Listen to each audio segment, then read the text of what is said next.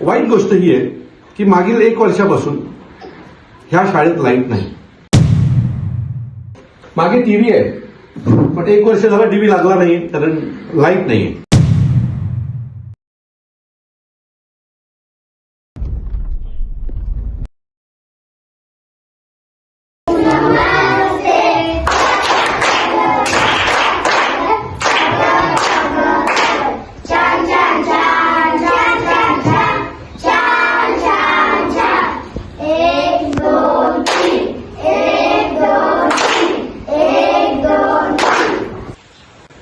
नमस्कार, मी अविनाश जाधव, मनसे ठाणे पालघर जिल्हाध्यक्ष.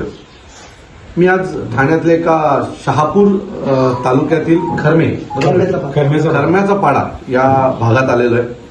मला काही तक्रारी आल्या होत्या शहापूरच्या शाळेच्या संदर्भात आणि म्हणून मी आमचा विजय बैरे आमचा तालुका अध्यक्ष त्यांच्याशी बोललो आणि मी म्हटलं आपण काही शाळेंना भेट देऊया.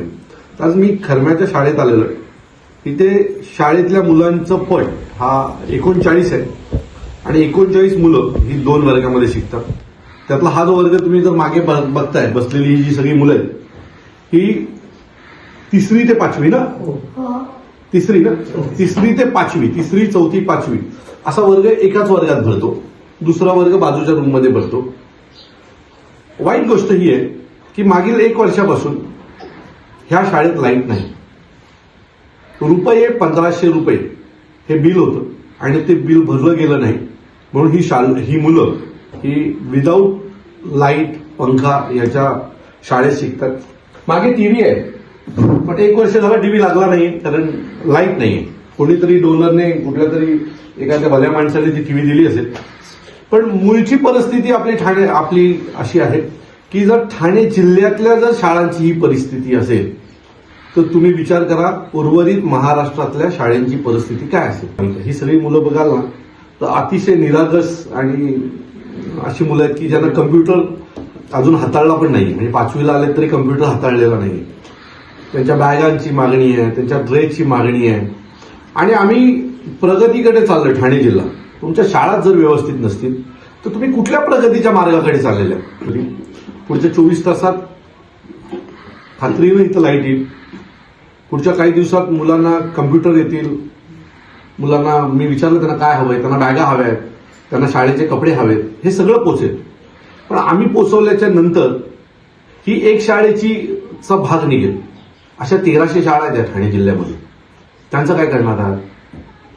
आमच्या आजपासून तुम्हाला मी खात्रीने सांगतो की या शाळेची पूर्ण जबाबदारी पुढच्या 10 वर्षासाठी महाराष्ट्र नवनिर्माण सेना म्हणून आम्ही पाळू. काय नाव तुझं. मोहित बाळू आरे.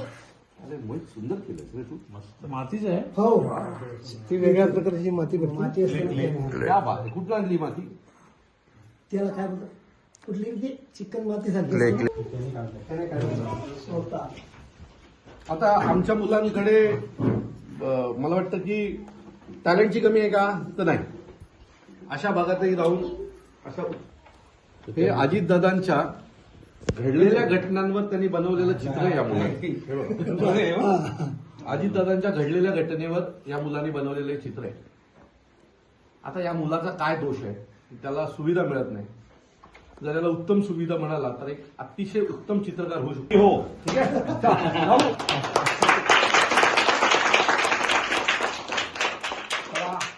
बॅगा, कपडे, चित्रकलेचं सामान सगळं घेऊन येणार.